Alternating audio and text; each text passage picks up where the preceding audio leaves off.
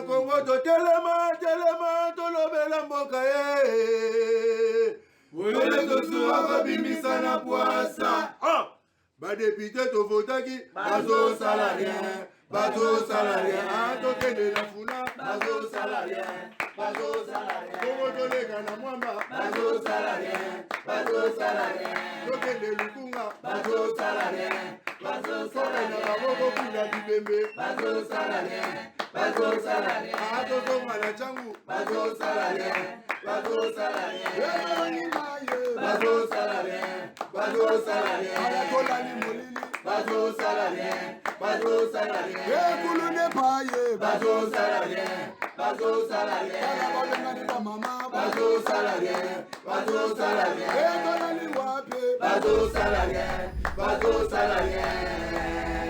Tosu à Paul Lelo, une fois de plus, Jimmy à lobby, il faut appeler sa vie naïe par rapport, Jimmy Ngalas, je précise, par rapport à bilan 100 jours.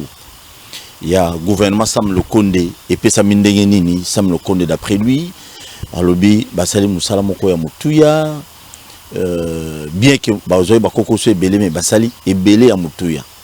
Bato a PPRD, mais on peut pas lobby. Oh, ils ont solo, qui est belé positif. Ngala sa lobby terre, Fona Beta Biloko, après sa vie naïe, comme membre ya PPRD, comme coordonnateur, tout initiateur d'après lui, ou fondateur, il y a force révolutionnaire du changement, il faut habiter à Biloko pour couper ça. Nicolas Batounion soit PPRD, les peuples, mais à l'époque à 18 ans, il y a et là, nini, tongongini ne soit Jimmy Ngalas à ça la force révolutionnaire du changement. Où est Tchèque qui va conduire sous mal à l'aise hier, et PPRD, et les lots force révolutionnaire du changement, ils ont qu'à insulter. Comme ils ont qu'à insulter, Babani Kozouaenda, ma bateau, on a PPRD. Est-ce que moi, je suis jeune, tout le monde a maman, tout le monde a jeune fille, tout le monde a papa, tout le monde a jeune garçon. Dans la parti politique, dans la plateforme, force révolutionnaire du changement. Est-ce qu'il y a un parti politique lobby? Tout est possible pour politique dans Congo Zala Kabon. Voilà, entre autres, ma camotine bisotoire au bêta, au Jima lobby, il faut un bêta, appeler ça. Les Lobanaïs, Nabaïno sont congolais, les lots Jimmy Ngalas, Mtapépé, dans mon défendre le peuple congolais. 18 ans pour défendre les bangotés. Baba courageux. Azo biloko bangati. Jimmy Ngalas c'est bon. Léopold, bonjour. Qui mes alliés? Nous allons très bien. Nous allons très bien. Nous allons toujours bien. Nous allons bien. Très à l'aise. Bien que ba congolais, nous comme nous allons très bien. En tout cas, nous allons très bien. Très bien. Nous sommes la République démocratique du Congo. En démocratie, battant, il faut la respecter. Tant faible les alaka, tant fort les alaka. Ah, tant faible les alaka. Agitation les alaka, calmie les alaka. C'est ça. Nous sommes très à l'aise. Ah, ok. Parce que tout ça. Attends, on va te baser l'ongwayo, baser kimayo, nous allons à l'aise. La République démocratique du Congo. Mboka Tshisekedi. Mboka Tshisekedi kakate. Il y a Kabila. Simon on a d'après trop temps Lumumba, Mobutu, toujours même na Bachombe, toujours na Bakimpavita, et voilà toye na musée, pas toye na grand boss, c'est ma grand boss. Grand boss na Félix Tshisekedi. Félix Tshisekedi na bina oboy. Grand boss né na Bazanani. Celui qui a milité pour l'instauration de l'état de droit.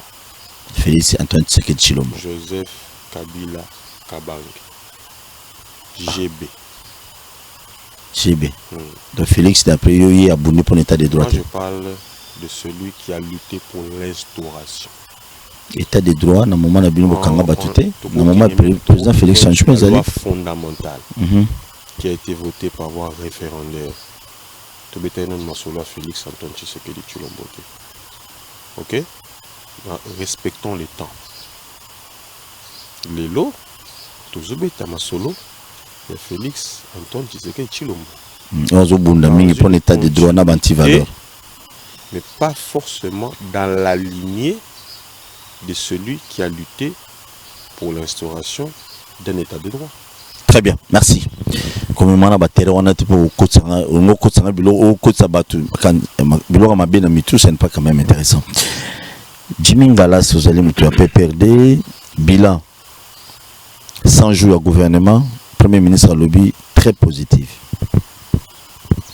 Bon, cette affaire des chiffres récents,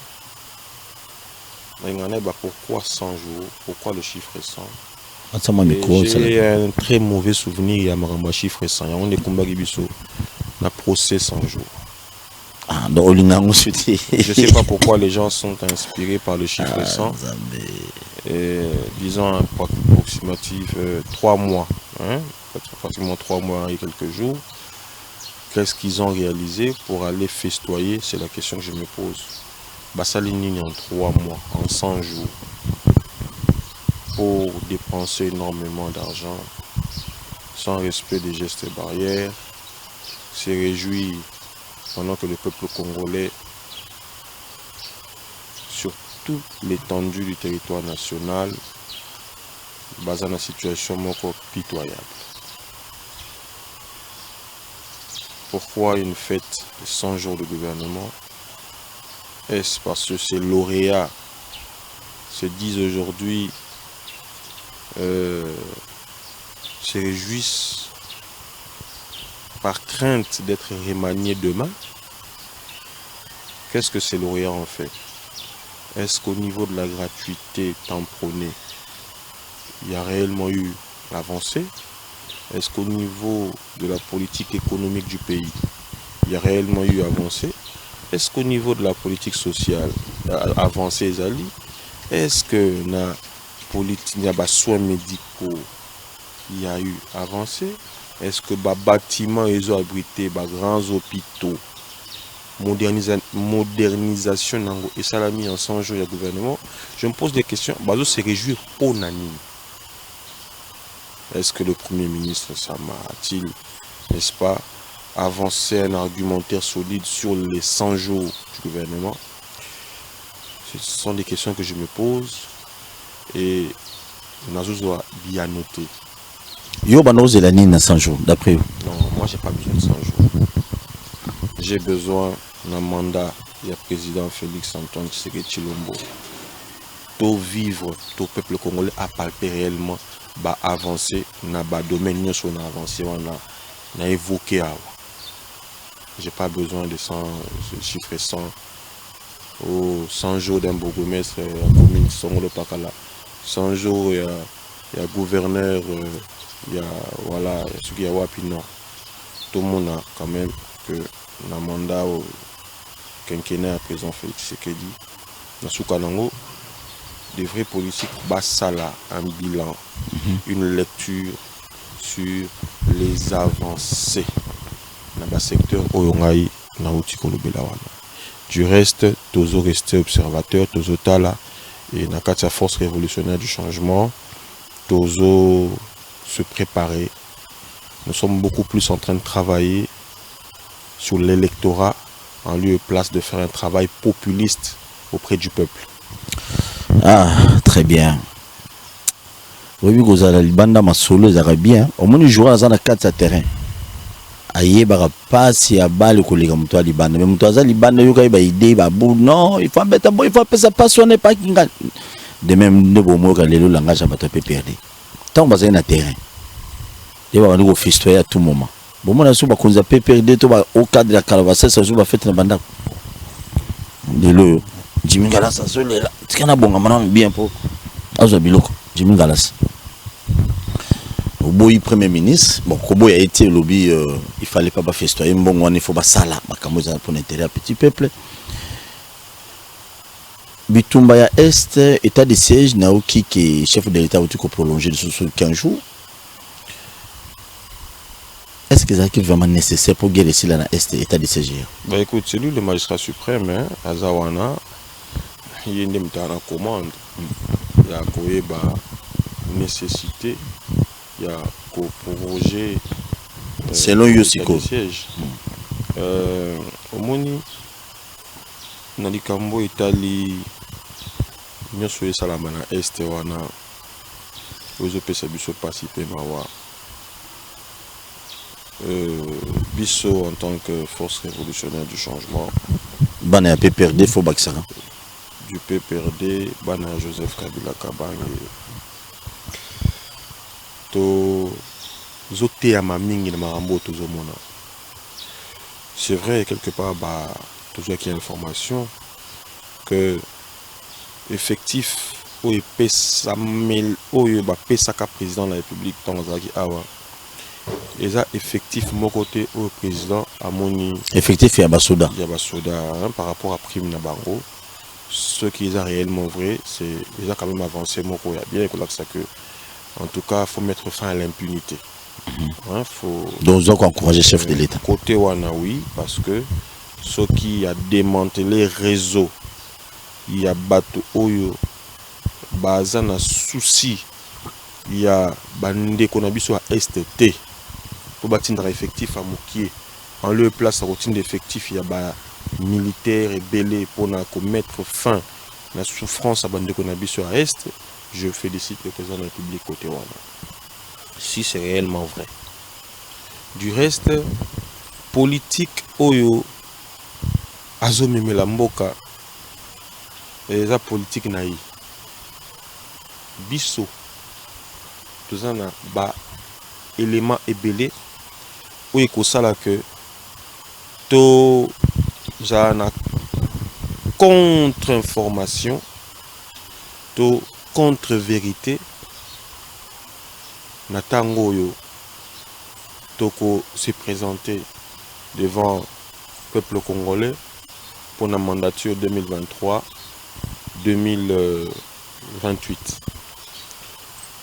ou 2028. Tolingi Kokende na ba guerre ya muscle inutilité, mais Tolingi Kolakisa kaka peuple congolais. Est-ce que Bandeko yo basalaki réellement plus de 3 décennies en opposition? Makambo bazo sala. Et ils ont profité d'un peuple congolais. Est-ce que c'est un discours populiste? Est-ce que c'est un discours démagogique? Est-ce que c'est un propagande? Les lots après 3 décennies posant un pouvoir, qu'est-ce que vous faites? C'est le peuple qui va juger. Et la force révolutionnaire du changement travaille avec des personnes habilitées à incarner cette vision. Quand je dis habilité, Moni, Nakati a perdu. Tomoni, il ne faut plus un PPRD des personnes incapables d'incarner la vision de Joseph Kabila. Comment parce qu'il y aura incarné Joseph Kabila, tout ça. Politique à président Félix Antoine Tshisekedi Tshilombo, Ezali a bissoté. Ezali Amabé? Non, Ezali a bissoté. Ezali Amabé, politique à chef de l'État, Ezali Amabé? Ezali a bissoté. Ce qui yango nde achaki na projet na de société 2023 c'est non peu là. Ce que ça projet na ya gouvernance. Biso trouvé bisay que boité il a décidé de mettre fin à la coalition. Au regard le lobozo le la beaucoup ba chômeur, bando ko respecter était tout à fait normal à kata ka bwana bino. Je ne suis pas le géniteur des incompétents dans la bêtise ou exceller dans l'incompétence, exceller dans la médiocrité.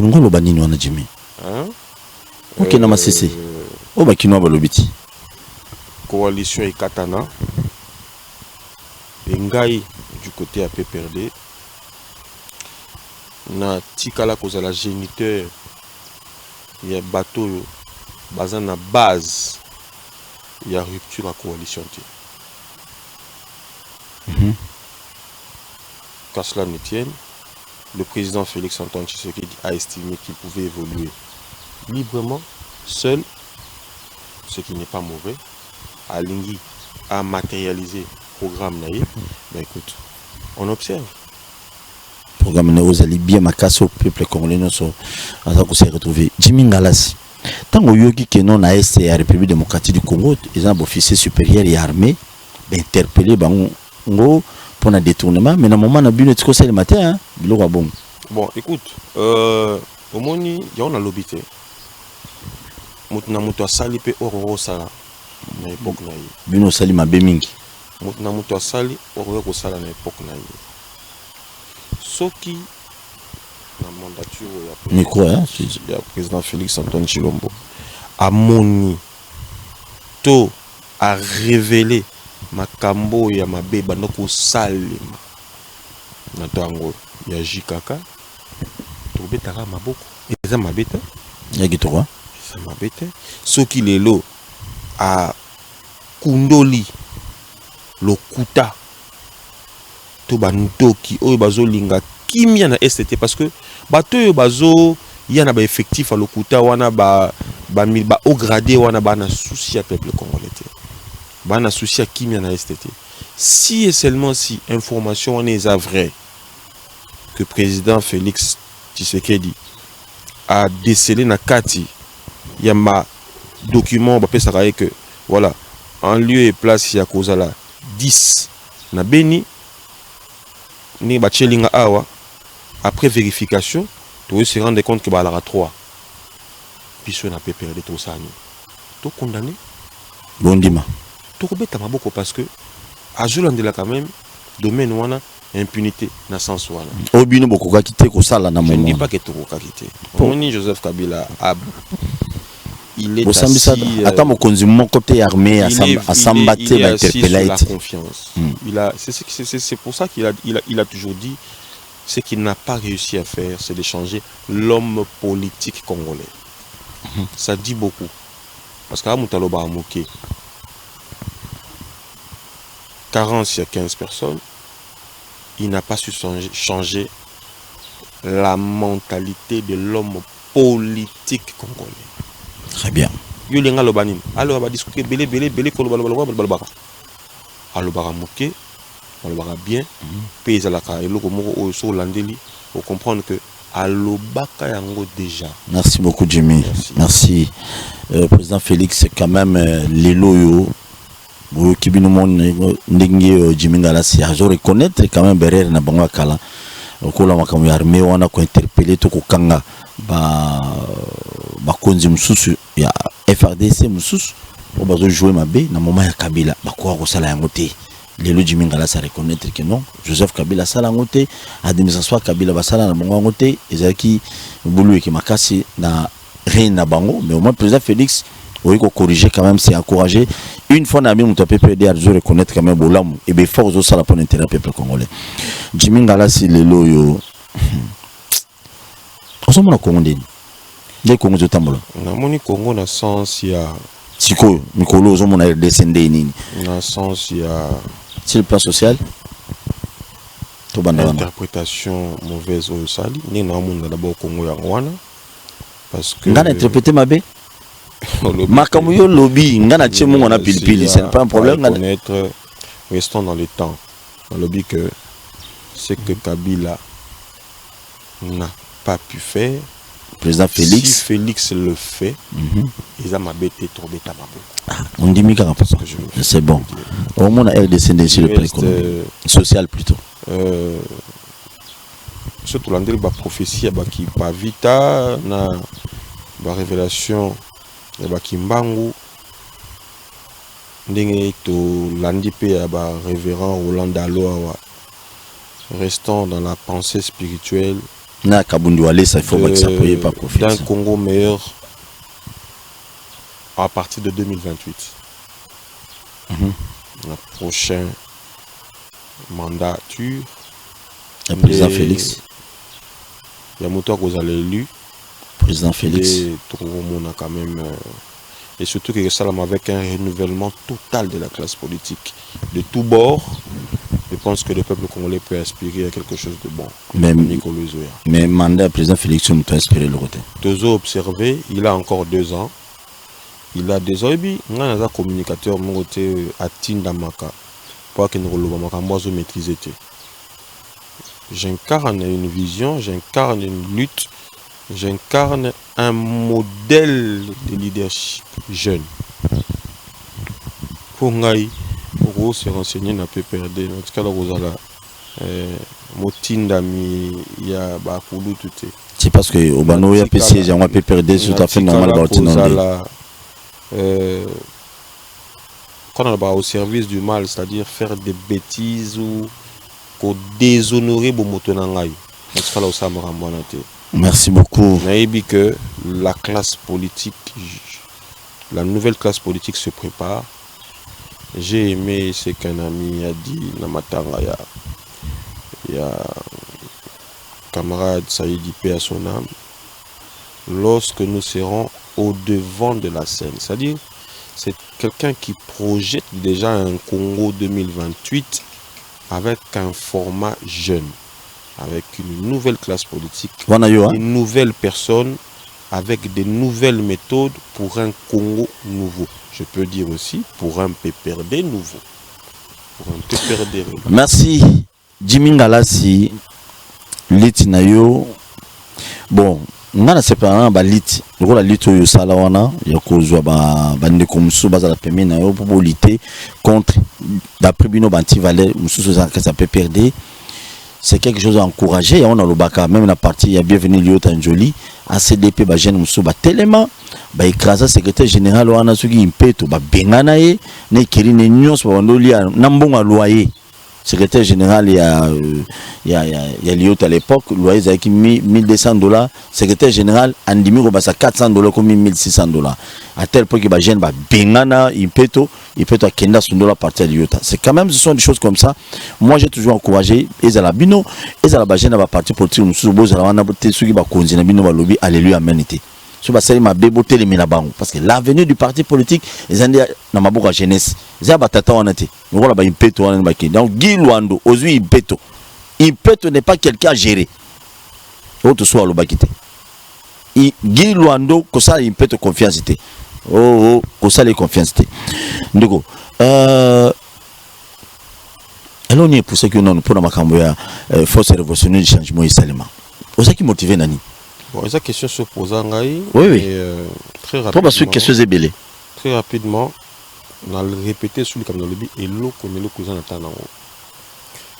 Je nous attends force révolutionnaire du changement. Il y a besoin, une nécessité d'instaurer ou d'imposer un leadership sérieux, jeune au sein de la famille politique qui a Joseph Kabila. Pas de leadership complexé, un leadership de forme. On devient leader parce que tu as excellé dans on devient leader parce que pardon. On a besoin d'un leadership sérieux. C'est ça, non. On a besoin d'un leadership. Il y a nécessité d'un leadership sérieux, compétent, capable de relever les défis et d'apporter un nouveau vent dans le cadre de PPRD. Le leadership, il y a remplissage. Le leadership de forme. Non, on a comme leader à Bilingue parce que naïba qui ba choix il y a bakoulout comme la bakoulout basi to na comme leader parce que des fois bakoulout basi na message ko za na bantisha bakoulout ko simba ça ko sala sale boulot pour koulouta kanisa ngano. La méritocratie est qui important et vandisama est incarné par un leadership sérieux, des jeunes qui ne sont pas manipulables, ou un jeune qu'on ne sait pas manipuler par n'importe qui. Parce que au Moni, force révolutionnaire du changement, est incarné par moi. Il n'y a pas plusieurs têtes. C'est moi, voilà, c'est Jimmy, initiateur et le roi. C'est moi qui ai fait appel à tous les leaders, d'abord, Oyobayaki, n'a accompagnateur, n'a pas. Et Belé, c'est bien, ma tête. Oui, j'essaie. J'ai compris, mais au moins, tu me souviens un leader au Akendaki. Je parle de leadership, papa. Ah, donc, tu m'as leader. Je parle ici d'un leadership incarné dans différentes composantes. Tu évolues, non? Merci. Il faudrait pas. Il n'est pas bon la communication dans la polémique. C'est comme ça que à chaque fois que nous dit Makambu, na chaîne nayo, une émission nayo, des gens qui viennent passer 30 minutes pour raconter des sottises, je comprends qu'il y a nécessité de nettoyer même certains jeunes La PPRD. Oui, il faut nettoyer. Il faut aussi nettoyer les jeunes. Très bien, tout évolue. Mais le nettoyage des jeunes se fera pour une formation où essayer de recycler. Il y a des camarades qui sont capables de recycler tout cela au bazar un peu perdu. J'aime beaucoup ce que le camarade Kadi m'a fait. C'est quelqu'un qui aura le cœur de vouloir recycler certaines têtes un peu brûlées, un peu mal formées, cette malformation. Il y a des gens qui sont capables de le faire. Moi, j'ai un objectif qui est tout autre. Merci. Parce que le temps est quand même manqué. Je pense que important mingi tolobelara beaucoup plus les avancées en lieu et place à Robert la futurité. Tout évolue. Donc, il était temps d'instaurer ou d'installer ce leadership. Deuxièmement, mais tant on a mon équipe humiliation infligé qui camarade Nabiso Serge Kadima à travers une sanction mal placée. Moi haine moko sur un jeune, il est jeune comme nous, il fallait quand même quelqu'un téléma pas le non. Et ce n'était pas donné à n'importe qui. C'est pas n'importe qui pouvait faire ça. Bozui, totali sanction to humiliation va betaki ndeko na biso, to vandi qui mettent le non, nous allons nous référer à la hiérarchie du parti, totika, la forme n'était pas bonne. Et publicité au basali sur décision bazola qui ndeko wana nazaki mal à l'aise. Et je ne vois pas qui est ces jeunes qui pouvaient se lever pour aller au non à l'Ikamwana. Surtout ba kenda koluka politique na sima ba poche ba kulutu. Alors ça la politique en fonction aux hommes la poche à mutu. C'est ça, on des mentalité habitude à PPRD. Il sait, je dis ceci. Ses propos s'adaptent na ba billet vert. Ce n'est pas une jeunesse comme ça que Kabila, sur qui Kabila peut compter. Des propos adaptables à la table dressée devant toi. Donc, tout ce que ma bénéficier, ma kembezali, sosuzali, tabezali, pour ressentir tant que ma sali politique comme commissaire. Même quand on beng c'est bon, on habite écouter que zali, moi les cas bouka comme niate le autre les bien. Ce n'est pas sur une telle jeunesse que Kabila peut compter. Et ça là qui m'a vraiment malade minité. Et je m'étais décidé de mettre fin à ce système wana. Lorsque j'ai parlé aux amis, j'ai dit Tala, et je vais faire ça. Dans ça, les Camerounais, beaucoup ne croyaient pas. Parce que ces personnes incarnaient des valeurs divinement diaboliques. C'est-à-dire les dieux anciens. Peut-être que Nzambe ozanae aleki oyaye na makasi. Il faut te mettre fin à ce système de dieux anciens. Te sauver honneur et ndeko pour ba humilier et qu'on profiter pe na biso. C'est ce que j'ai fait et je pense que tu vas dans 7 mois. C'est déjà un passé. Très bien. Ce qui est étonnant, le mon arabe je suis pas bien dans le téléphone pour me dire mais pas nous défendre camarade na kata discours na yo. C'est un jeune un peu trop orgueilleux. Voilà, s'il fallait pas n'habiter tout ça na bolingo, tout ça na moi unité. Je vois parfois certaines compositions. Je ne suis pas perdu, c'est quand même un peu hypocrite. Oh, yo, bien, il ne faut pas défendre X. Mais il y a un Y. Donc, on a que la vision ou philosophie à force révolutionnaire du changement, je ne peux pas faire route avec des anti-valeurs à mes côtés. Je suis désolé pour ça. Kabila a besoin d'une jeunesse propre, une jeunesse sérieuse, incarnée par un leadership sérieux. Est-ce que vous avez su que l'on habite au Mayo Bandana? Jimmy, s'il vous plaît, Jimmy. Bakulutuno ya PPRD de bazotala biso. Je comprends tout ça. Zala franc. Na zalaka na moi terme moko muki na lobaka oyo batebele ba comment ko utiliser ngo sans comprendre point na lobaka ngo. Na lobaka toujours suivant. To vanda kimia total liboso. Toyeba eloko nini comme liboso. Bana boloba Kabila yamba binoti lelo atiko yamba binote, ça n'est pas un problème.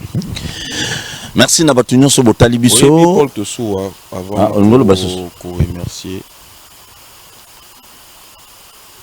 l'idéal ce n'est pas Kabila Yamba Biso parce que nous avons tous fin de fin à Koyamba. L'idéal, non. Au départ. La force révolutionnaire du changement aujourd'hui n'a plus rien à prouver. Bien qu'il y ait déjà. C'est une lutte.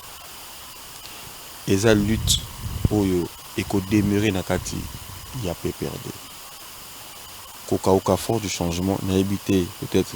C'est comme ça que la rue a tendance à Koloba Mulungu Bélé. Oh, ça va qui n'a lobby, mais on a mis tout le monde sous ce route dans la balabala.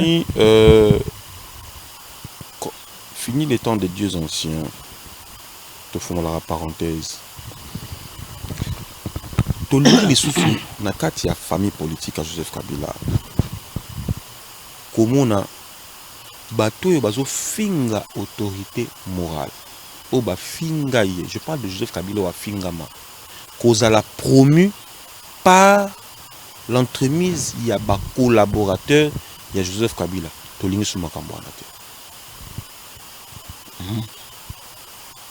Na lobby et comment mon poussé na lobby belé na émission na eu la fois dernière na lobby là qui les cambo phénomène ba combattant banani ba alimenta qui phénomène wana oh le baki ba consommation bino ya perdre ne ba alimenter bana ko alimenter pourquoi bateau ba ko finga ezala ba jeune ezala banani bazalaka na considération bateau ba finga Kabila Joseph mais Bazali na considération auprès il y a bah, collaborateur plus proche à Joseph Kabila. Comment tu expliques ça?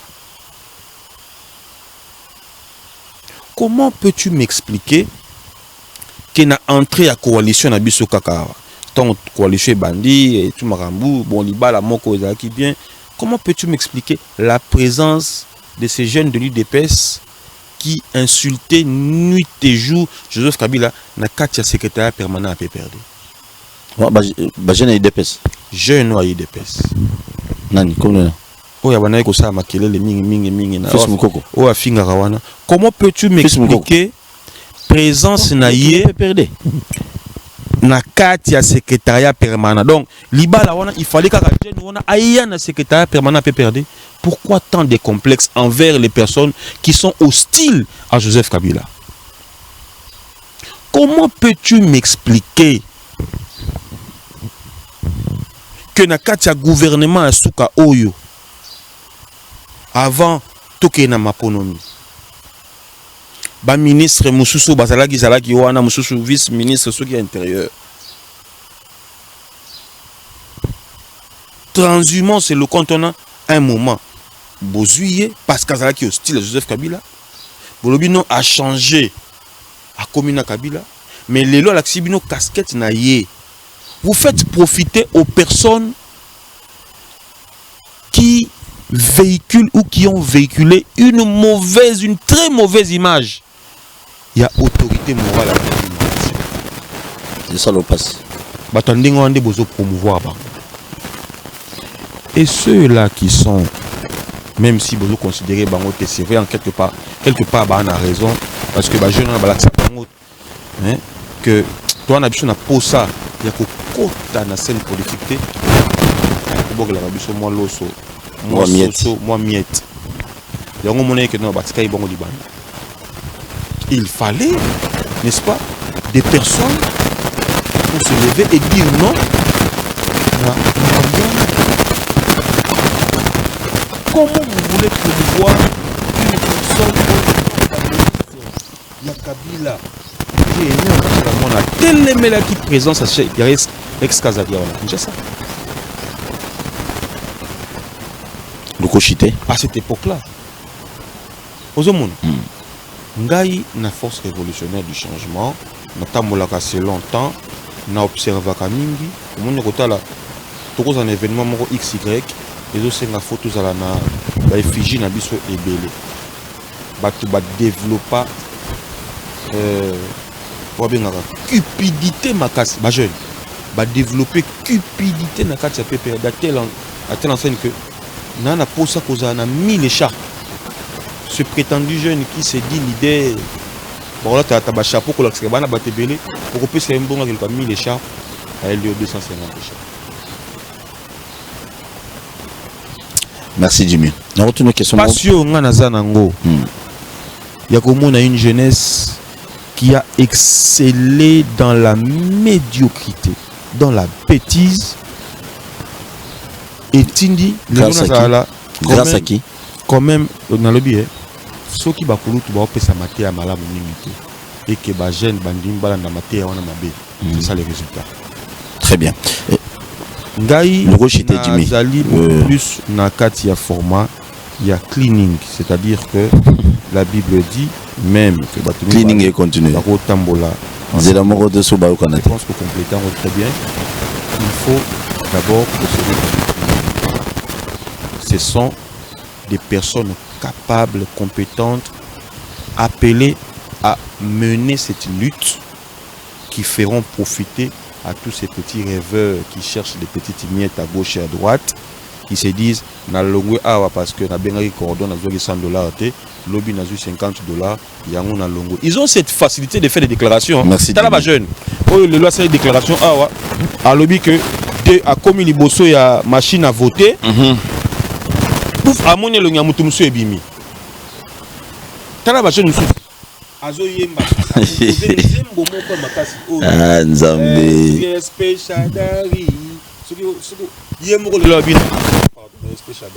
Parce que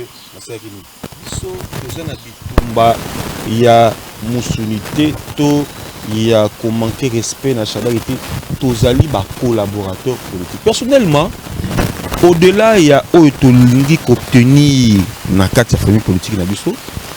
Chada il y a sa famille et nous avons merci.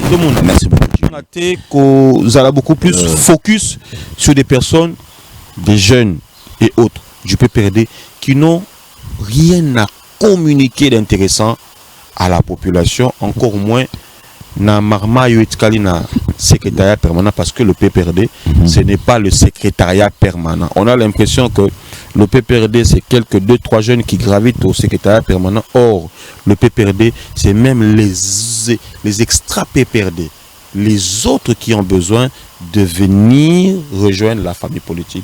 Joseph Kabila oyo biso toujours travailler na bango mais na molili tolingi li sous-souté ko communiquer, parce que j'ai comme l'impression que lelo PPRD bazo nga ba réduire on na ba groupe WhatsApp. Merci. Jimmy pardon. Nako toko cette émission boité bo s'abonner massivement na chaîne YouTube Bakinoa Balobi TV. Bo s'abonner. Jimmy Ngala si mutuna ya suka na ebi ko répondre ngo pena bien te o kimanga mais fona tunongo kaka. Jimmy otolo ba ki ba jeune mususu wa bana memela ba vie basi ya onde bazo ba opportunité mususu. Eza solo to lokuta.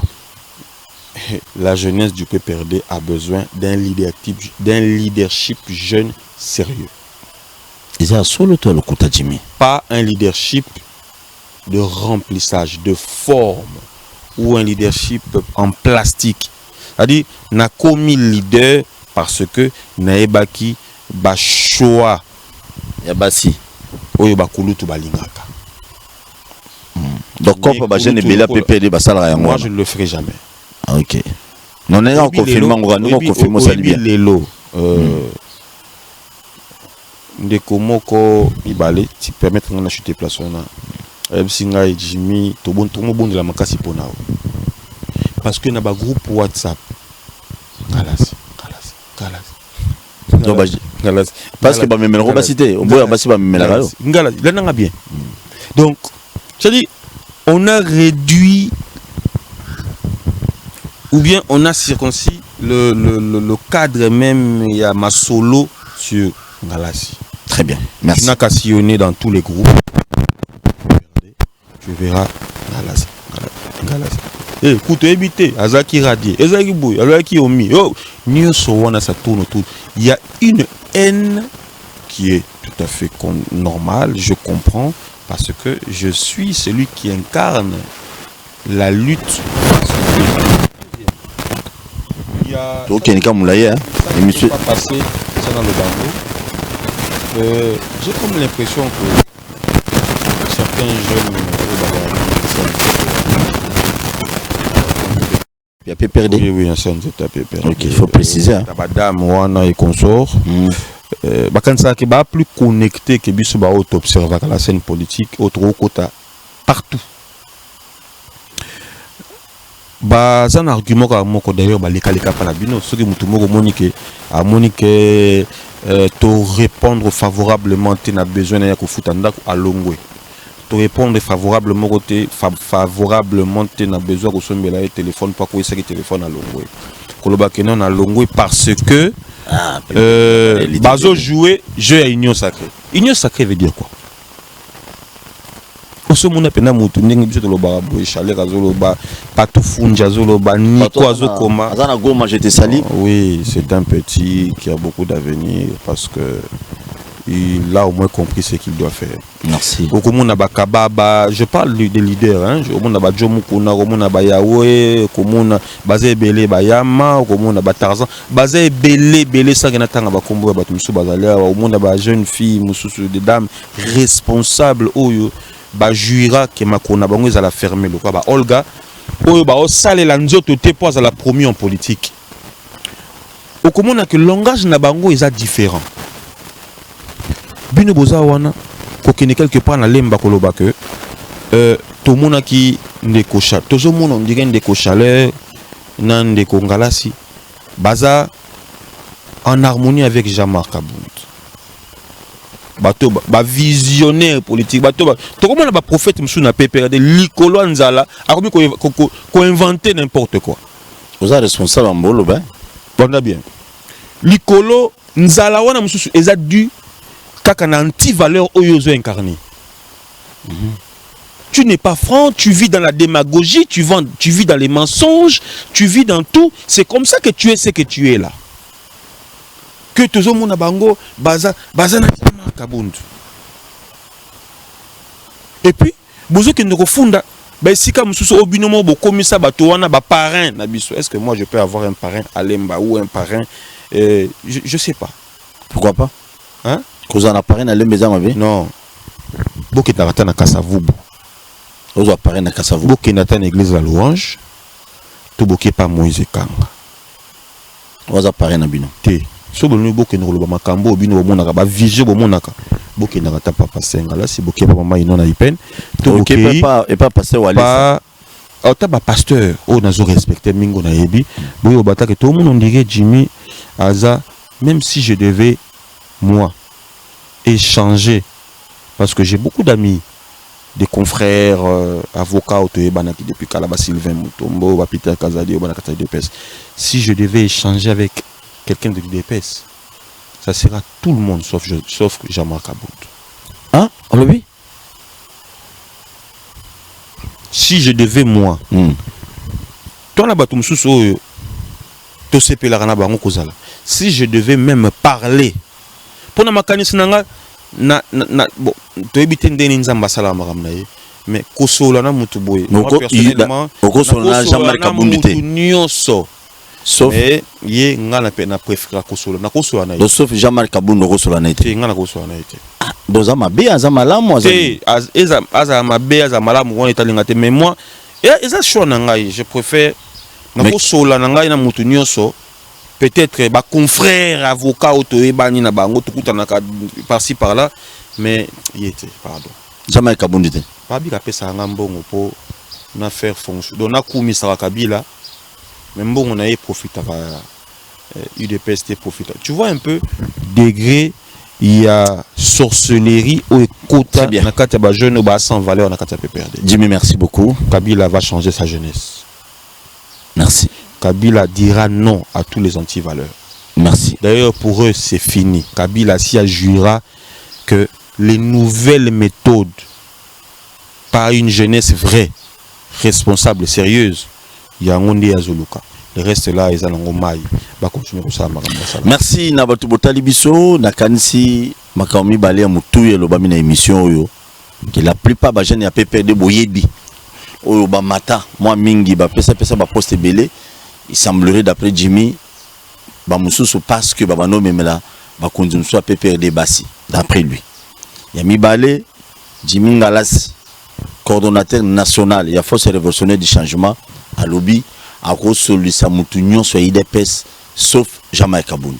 Tokutani prochainement. Vous abonnez à la chaîne Abisso et à YouTube. Merci.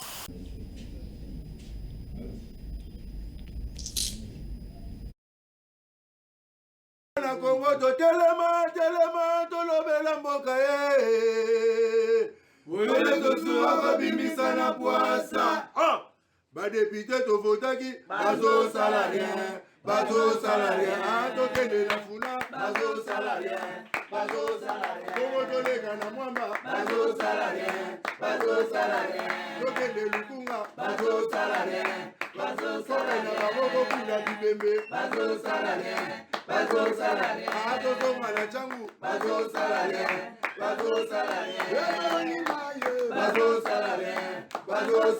ayakolani molili bazo salarien, ekulune paye bazo salarien, kala balengani ba mama bazo salarien, etolani wape bazo salarien,